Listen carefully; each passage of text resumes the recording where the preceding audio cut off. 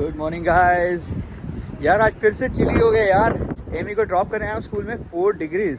Oh my God. तो मैंने jacket वैकेट कुछ नहीं पहनी थी। इनफैक्ट एमी को भी मैंने सिर्फ हल्की सी वो डेनिम जैकेट होती है ना वो पहनाई थी। And it's so cold today. Amy तो सारे रास्ते अपना हाथ जो है ना मेरी पॉकेट में डाल के आई है। और बताइए आप लोग कैसे हैं? How is everything in your life? Guys हमारे एरिया में भी ना प्रो मार्क ने मार्किंग करनी शुरू कर दी है। ये देखो, अब ये मार्किंग इसलिए हो रही है क्योंकि यहाँ पर फाइबर लाइंस बिछ रही हैं। यहाँ पर ना मेनली 2 कंपनीज हैं जो इंटरनेट सर्विस प्रोवाइडर्स हैं। एक है बेल और एक है रॉजर्स। उसके अलावा जितने भी हैं ना वो सारे रॉजर्स और बेल की लाइंस पे ही काम करते हैं। तो बेल का फाइबर यहाँ पर ऑलरेडी था बट वो फाइबर टू नेबरहुड था। तो अभी क्या प्लान चल रहा है, अभी ये सारी जो ये मार्किंग हो रही है ना उसके बाद डिगिंग होगी। तो they are planning to make it reachable to all the homes directly. So fibre to home network जल्दी यहाँ पर आने वाला है हमारे एरिया में। उसकी इंस्टॉलेशन चल रही है अब। उसके बाद जो स्पीड है ना इंटरनेट की वो इतनी ज़्यादा बढ़ जाने वाली है। हो सकता है सारी वीडियो जो अपनी है ना वो 4K में ही डालेंगे। अभी 4K में इसलिए नहीं डालते क्योंकि डाउनलोडिंग अपलोडिंग में ना बहुत टाइम लग जाता है अगर 4K में वीडियो हो तो आई एम सो हैप्पी यार। ये फटाफट हो ये काम, थोड़ी सी लाइफ इजी होगी। मतलब थोड़ा सा टाइम बचेगा यार अपने लिए। शिल्पा तो आज कर रही है घर से काम। उसका वैसे ऑफिस जाने वाला डे था बट उसने आज घर से काम इसलिए करना है क्योंकि आज हमारे घर में एक स्पेशल डिलीवरी हो रही है। तो आपको दिखाएंगे जल्दी कि क्या डिलीवर हो रहा है। अभी बताती हूँ आज एक हैरानी की चीज क्या हुई है। आज सुबह जब एमी को स्कूल छोड़ने के लिए गए तो टेम्परेचर था 4 डिग्री और अमित एमी को डेनिम की जैकेट पहना कर गए कि यार आजकल तो यार मौसम बहुत अच्छा है, धूप निकली रहती है, 15-20 डिग्री टेम्परेचर होता है, जैकेट की जरूरत नहीं है। एंड वी वर होपिंग कि बाय द टाइम उनका बाहर खेलने का टाइम आएगा, बिकॉज बच्चे यहाँ पे रोज 2-3 बार बाहर खेलने जाते हैं, तब तक वेदर इंप्रूव हो जाएगा। और अभी 12 बज चुके हैं, 8 डिग्री टेम्परेचर है और हवा चल रही है। डेफिनेटली नॉट द वेदर जब बच्चा डेनिम जैकेट में बाहर खेल सके। लकीली आज मैं घर से काम कर रही हूँ तो मैं एमी को जाकर स्कूल में अच्छी जैकेट देकर आती हूँ ताकि वो कंफर्टेबली बाहर खेल सके। आप स्प्रिंग क्लीनिंग कभी नहीं कर सकते। आप अपनी सारी की सारी जैकेट्स तो कनाडा में ना ट्रंक के अंदर कभी बंद नहीं कर सकते, जैसे अपना इंडिया में करते थे ना कि अब विंटर कपड़े सारे ट्रंक में डाल दो और समर के कपड़े बाहर निकाल लो। कनाडा में भाई साल के 12 महीने एक जैकेट तो बाहर रखनी पड़ेगी कि कब वेदर ऐसे सरप्राइज दे दे आपको नहीं पता। वैसे तो यार हमारी भी गलती है, समर अभी आई थोड़ी है, हम समर मोड में आ गए इतनी जल्दी। वेदर तो अपना स्प्रिंग वाले मोड पे ही है, 8 degree spring in Canada right. अभी मैं स्कूल आई थी एमी के लिए जैकेट ड्रॉप करने के लिए, तो मैं फ्रंट ऑफिस में गई और मैंने उनको बोला कि यार I really want to drop this jacket for my daughter, she is in this class, her name is this. And they like oh this is for Amy, oh we all know her, she talks a lot and she's a good entertainer। and I was like पूरे school में famous है ये बच्चा अपनी गप्पे मारने के लिए। Like I should be the last person to complain about it. सारा दिन बेचारी पता है घर में ना अपना फोन पकड़ के व्लॉगिंग करती रहती है। दिखाऊं आपको कैसे करती है, कुछ वीडियोस रॉ वीडियो दिखाती हूँ इसके आपको। Hey guys, welcome back to my channel, Chit Chat with Amy. Today I'm gonna stay all time pink. Yep, all the pink.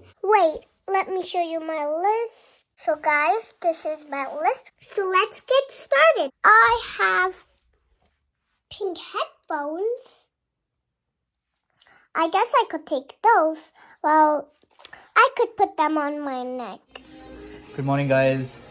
आज ये बड़ा रिलैक्सिंग सा डे है। आज हमारी सारी फाइल्स थी ना, हमने सुबह आते ही सब पे फॉलोअप ले लिया। Everything is on track. तो इसलिए ना बड़ी अच्छी सी फीलिंग आ रही है कि सब काम बिल्कुल सेट है। अभी तो सारा दिन ही पड़ा यार ऑफिस में, वो समझ नहीं आ रहा कि करे क्या। मीट बीबी। How are you? I am good, baby. How are you doing? I'm really good. Are you also relaxed today? Yes. Or you I have a am lot of now. work? I started early. It's Exactly. We started early. We are on track, so we are feeling very good. That's how the day should be. Good. Yeah.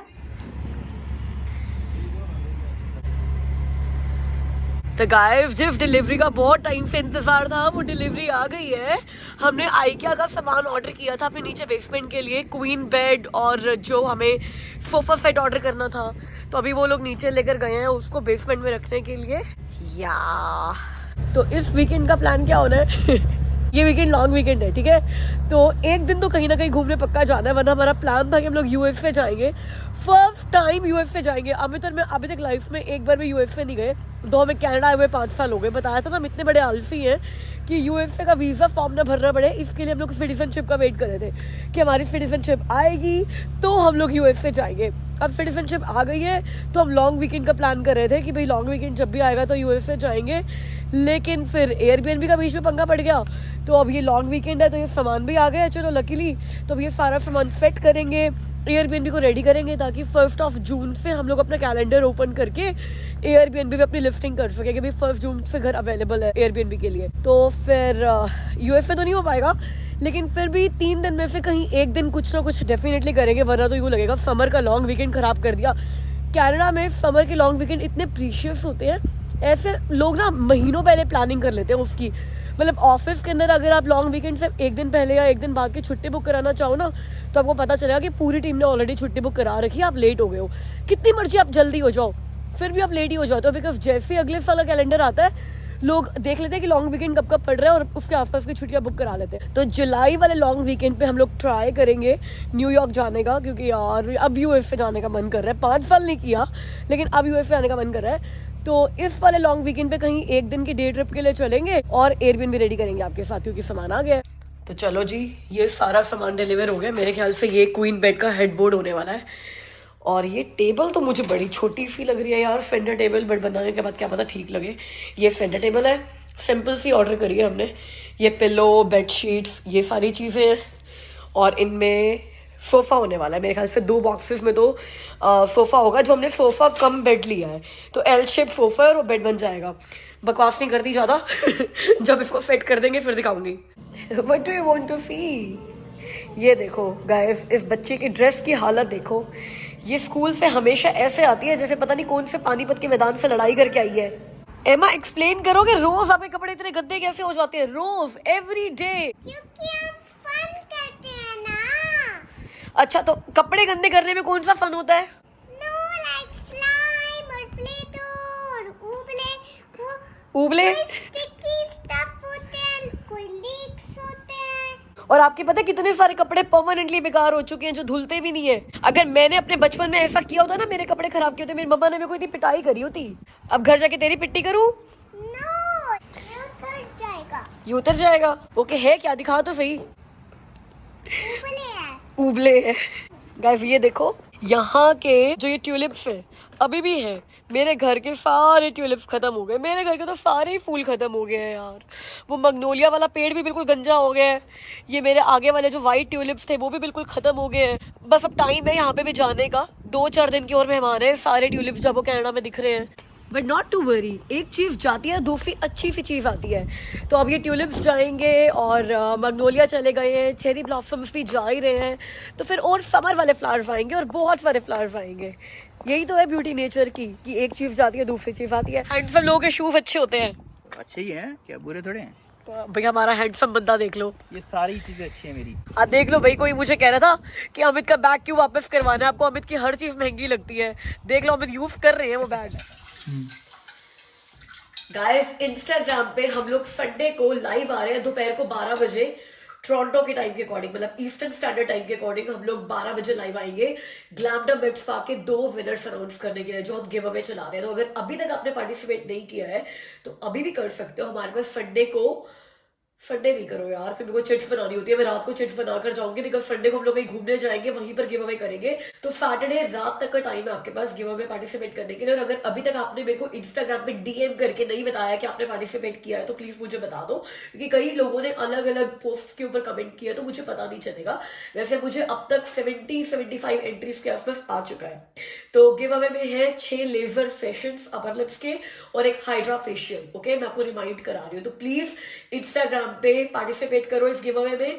और Sunday को मेरे साथ live आना दोपहर को 12 बजे। वैसे तो सारे के सारे जीटीए वाले ही है पार्टिसिपेट करने के लिए, तो फर्क नहीं पड़ता है कि इंडिया में रात होगी या पाकिस्तान में क्या होगा, क्योंकि ये सिर्फ जीटीए वालों के लिए था इस बार। लेकिन वैसे अगर आपने इंस्टाग्राम पे आकर मुझे हाई करनी है और आपने देखना है जब हम विनर अनाउंस कर रहे होंगे, तो आप आ सकते हो ईस्टर्न स्टैंडर्ड टाइम के अकॉर्डिंग 12 बजे संडे को, इसी संडे को। ओके, एक बात बताओ, जो तुम्हारे पास इतनी सारी एंट्रीज आई हैं, सिर्फ गर्ल्स की आई हैं या मेल्स की भी आई हैं? मेल्स की भी आई है यार, वो भी फेशियल कराते होते हैं।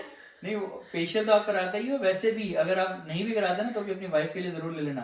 हाँ, वाइफ को भी गिफ्ट कर सकते हैं। सही आइडिया है अमित यार। तो मतलब फीमेल्स और मेल्स दोनों यूज कर सकते हैं। तो अब 70 का 140 हो जानी चाहिए एंट्रीज। कंपटीशन बढ़ा रहे हो आप वैसे तो क्या हो गया, होना चाहिए कंपटीशन। 2 दिन से फिर से ठंड हो गई है ना कनाडा में, तो ये जो हम स्ट्रॉबेरी प्लांट लेकर आए थे और ये चिली का प्लांट लेकर आए थे, ये मैं अंदर लेकर आ गई हूँ कि बेचारे ठंड में यार मर ना जाए, क्योंकि इनको तो 6 घंटे की सनलाइट चाहिए और बेचारे बाहर ठंड में पड़े हुए हैं, बट अच्छा ग्रो कर रहे हैं। मतलब 1 हफ्ता होने वाला है इनको आए हुए, 1 हफ्ते तक बेचारे खिले हुए हैं, हंस रहे हैं, मुस्कुरा रहे हैं, ऐसे शांति बढ़ रही है मुझे। एनीवेज, फाइनली इंस्टाग्राम पे मेरे 7,000 फॉलोअर्स पूरे हो गए हैं। पता है कितनी बार 7,000 फॉलोअर्स हो चुके हैं मेरे? मतलब मुझे लग रहा है पता नहीं मेरे साथ इंस्टाग्राम गेम खेल रहा था या आप लोग गेम खेल रहे थे। 7,000 बार मेरे 7,000 फॉलोअर्स हुए होंगे, फिर वापस 6,800, 6,900, फिर 7,000 हो जाते थे, फिर 10 छोड़कर चले जाते थे। फाइनली अब 7,000 6,900 मतलब 100 कम होते हैं शिल्पा। अच्छा, मतलब 20-25 तुम्हारा मैथ्स बहुत खराब है।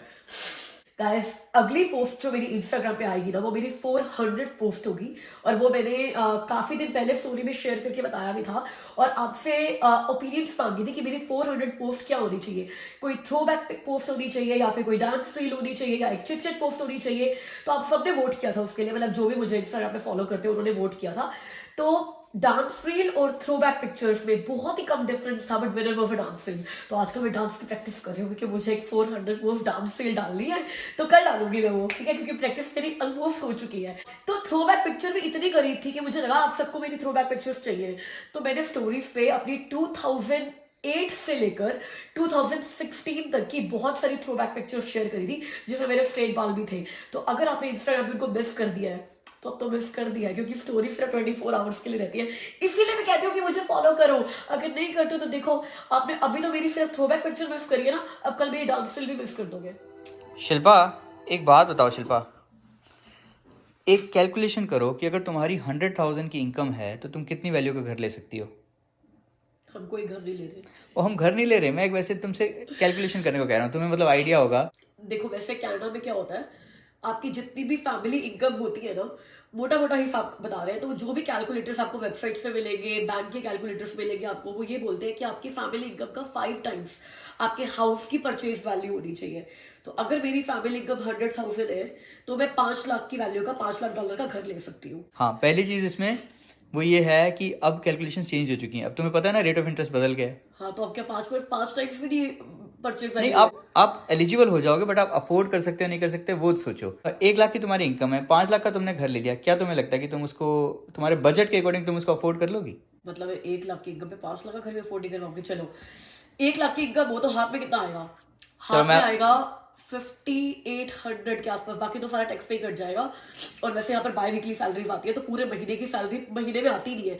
ऐसे सिर्फ 2 महीने होते हैं जब आपकी 3 बार सैलरी आ जाती है, लेकिन वैसे तो हर महीने 2 ही बार सैलरी आती है, और 14 दिन की आती है, 28 दिन की। और 5 लाख का घर 20% में डाउन पेमेंट करूँ तो 4 लाख का मैं मोर्गेज लूंगी। 4 लाख की मोर्गेज में मेरा 2100 के आसपास इंस्टॉलमेंट पड़नी चाहिए। तो 5800 में से 2100 5800 तब आ रहा है जब मंथली आ रही है, तो वैसे इससे भी कमाएगा यार। हम मोर्गेज मंथली कैलकुलेट कर रहे हैं ना, तो ये भी मंथली कैलकुलेट कर रहे हैं। तो इनकम भी 5800 की इनकम मंथली हो गई, और 2100 की मोर्गेज हो गई, और इसके बाद प्रॉपर्टी टैक्स मिलाकर, यूटिलिटीज मिलाकर कॉन्डो ही होगा 5 लाख का। तो मतलब सिर्फ $200-300 प्रॉपर्टी टैक्स, $200-300 यूटिलिटीज, और फिर तो कॉन्डो फीस भी होएगी। तो मतलब 5800 में से मैं कह रही हूँ 3000 तो इसी में चला जाएगा। मुश्किल है यार। देख लो, आज पता यही सीन हुआ मेरे क्लाइंट के साथ। जो मेरे क्लाइंट के साथ आज हुआ ना, वो आपके साथ ना हो, तो इसलिए मैंने सोचा कि ये केस डिस्कस करते हैं आपसे। तो आज क्या हुआ, मेरे क्लाइंट ने ना मुझे कॉल किया। Actually he is a first time home buyer, और उसने क्या करा कि अपना कुछ ऑनलाइन कैलकुलेटर्स खोले, उसमें अपनी एलिजिबिलिटी चेक करी इनकम डालकर, और एक घर के ऊपर ऑफर डाल दिया, और उसका ऑफर आज एक्सेप्ट भी हो गया। And he was so happy कि उसने अपनी एलिजिबिलिटी के अंडर ही एक घर फाइनल कर दिया। और मुझे कॉल किया, मुझे बोला कि भाई ऐसे मैंने घर ले लिया है, तो अब मुझे मॉर्गेज करानी है, तो बता क्या डॉक्यूमेंट्स चाहिए। तो मैंने उसको कंग्रेचुलेट किया, उससे पूछा कि बता भाई कितने का घर लिया। उसने मुझे बताया, सारी डिटेल्स वगैरह दी। एंड मैंने उससे पूछा, भाई एलिजिबिलिटी तो चेक कर ली तुमने, तुम्हें पहले एक बार आके डिस्कस भी तो करना चाहिए था ना कि तुम उसको अफोर्ड कर सकते हो या नहीं कर सकते। तो उस क्लाइंट का मैं बताता हूँ क्या सीन बनने वाला है। उनकी फैमिली इनकम है 160, जिसके अकॉर्डिंग उसने 850,000 के घर के लिए क्वालिफाई कर लिया। बट अब उसकी जो इंस्टॉलमेंट होने वाली है, जो उसका प्रॉपर्टी टैक्स होने वाला है, जो उसका यूटिलिटी बिल्स आने वाले हैं, घर का इंश्योरेंस, उसके बाद एक कार है, कार का इंश्योरेंस, कार का लोन है। देखो, छोटे छोटे खर्च होते हैं जो हम ना इग्नोर कर देते हैं। हमें लगता है कि यार ये तो क्या $10, $20, $15, नेटफ्लिक्स की सब्सक्रिप्शन है जैसे, कोई नहीं काउंट करता। बट ये छोटे छोटे खर्चे जब ऐड होते जाते हैं ना, और जब ये फिर 3 फिगर्स में आ जाते हैं, तब आपको लगता है कि यार हाँ ये खर्चे भी तो थे। और वही करने के बाद आज जब उसके साथ बैठ के कैलकुलेशन करी ना, हर साल वो 10,000 माइनस में जाएगा। देख लो 160,000 की इनकम होने के बाद ग्रॉस इनकम है वो, ये ध्यान रखना। बैंक्स आपको हमेशा क्वालिफाई करते हैं ग्रॉस इनकम के अकॉर्डिंग, बट आपकी जो नेट इनकम है ना दैट कुड बी डिफरेंट। अब उसमें EI CPP कटना ही है, उसके अलावा हर कंपनी का अपना हिसाब होता है। आपके हो सकता है कुछ बेनिफिट्स हो, बेनिफिट्स की डिडक्शन हो रही है, हो सकता है कुछ RRSP में या किसी और सेविंग्स अकाउंट में आप कंट्रीब्यूट करें उसकी डिडक्शन हो। तो नेट इनकम जो है ना that's what you need to take into consideration जब आप घर का बजट बनाते हो। तो और उसने क्या करा, उसने ग्रॉस इनकम के अकॉर्डिंग सारी कैलकुलेशन करी और क्वालिफाई भी हो गया, but now he has to recalculate everything. यही सारी प्रॉब्लम आ रही है आजकल बहुत सारे क्लाइंट्स में कि ये जो ऑनलाइन कैलकुलेटर्स होते हैं सिर्फ उनके भरोसे मत जाओ। जब भी आप कैलकुलेशंस करते हो एक अच्छी सी कैलकुलेशन, अपने पहले सारे एक्सपेंसेस लिखो, उसमें देखो कि क्या इंस्टॉलमेंट आ रही है, उसके अकॉर्डिंग कंपेयर करो। सिर्फ एलिजिबिलिटी मत देखो, आपकी जो नेट इनकम है ना उसमें से अपने सारे खर्चे निकाल दो जो भी आपके जरूरी खर्चे हैं, और उसमें $500,000 मिसलेनियस रख के उसके बाद जो इनकम बचती है ना वो आपकी एलिजिबिलिटी है। उसके अकॉर्डिंग देखो कि आपकी इंस्टॉलमेंट उससे ज्यादा नहीं होनी चाहिए। अगर उससे ज्यादा हो रही है तो थोड़ा सा कंट्रोल करके आई थिंक कम वैल्यू का घर ले लो, वो ज्यादा बढ़िया है। अपनी इंस्टॉलमेंट्स को अपने कंट्रोल में रखो। लॉन्ग वीकेंड पे प्लान था कहीं घूमने जाने का, अच्छी अच्छी पिक्स कराने का, अभी भी है वैसे, मगर एक पिंपल निकल गया। हमेशा क्यों होता है कि जब भी आप इंस्टाग्राम के लिए कुछ अच्छी पिक्स करने की प्लान करते हो आपके मुंह पे एक ना एक पिंपल तो निकल ही जाता है, पता नहीं क्यों। Anyways guys, time for birthday shoutouts. Birthday shoutout से पहले एक शाउटआउट देना है मुझे। इंडिया में 10th के रिजल्ट्स आ गए हैं और बहुत सारे बच्चों ने बहुत अच्छा स्कोर किया है। सबको मेरी मेरी मेरी कॉन्ग्रेचुलेशन। जिनका भी अच्छा स्कोर आया और जिनका नहीं भी आया तो क्या फ़र्क पड़ता है यार। मतलब ज़रूरी नहीं है कि आपके जो स्कूल के मार्क्स होते हैं वही आपकी सक्सेस लाइफ में डिफाइन करेंगे। ऐसा नहीं है मैं जिनके अच्छे मार्क्स आए उनको डिस्करेज कर रही हूँ, या जो बच्चे पढ़ाई नहीं कर रहे हैं 10th में आगे जा रहे हैं उनको डिस्करेज कर रही हूँ। बट अच्छे मार्क्स आए हैं तो बहुत अच्छी बात है। अच्छे मार्क्स नहीं आए हैं तो अभी लाइफ में बहुत सारे एग्जाम्स हैं जिनमें अच्छे मार्क्स आप ले सकते हो, ठीक है। इसी बात पर स्वाति खुरमा जो हमारी सब्सक्राइबर है, उनकी बेटी साची ने 97% लिए 10th में, और उन्होंने मुझसे ऐसे इंस्टाग्राम पे शेयर किया and I felt like giving a big congratulations to Sachi and all the kids who scored great in 10th. Many congratulations. अब बर्थडे शाउट आउट 19th में, मतलब आज बर्थडे है। मेरी सब्सक्राइबर है चंचल वधावर, उनके हस्बैंड का। उन्होंने नाम नहीं बताया, पता क्या बताया कि मैं अपने हस्बैंड को ना प्यार से बाबू बुलाती हूँ और उनका बर्थडे। अब चंचल जी आप ही प्यार से बाबू बुलाते हो, हम सर तो बाबू नहीं बुला सकते उनको, तो अपने हस्बैंड को आप प्लीज़ हमारी तरफ से खुद ही बाबू बोलकर बहुत अच्छी सी विश दे दीजिएगा। चंचल वधावा जी के हस्बैंड विश हो वेरी हैप्पी बर्थडे। बाबू आपको वही बुलाएंगी। इसके अलावा दिलेश दवे जी की फ्रेंड है शिल्पा नायर, उनका बर्थडे है May 20 को। तो आप दोनों को विश हो वेरी हैप्पी बर्थडे गाइस। आज की वीडियो के लिए इतना ही। वीडियो को लाइक कर दो, चैनल को सब्सक्राइब कर दो। मुझसे मिलो अगली वीडियो में, तब तक के लिए ख्याल रखना। बाय।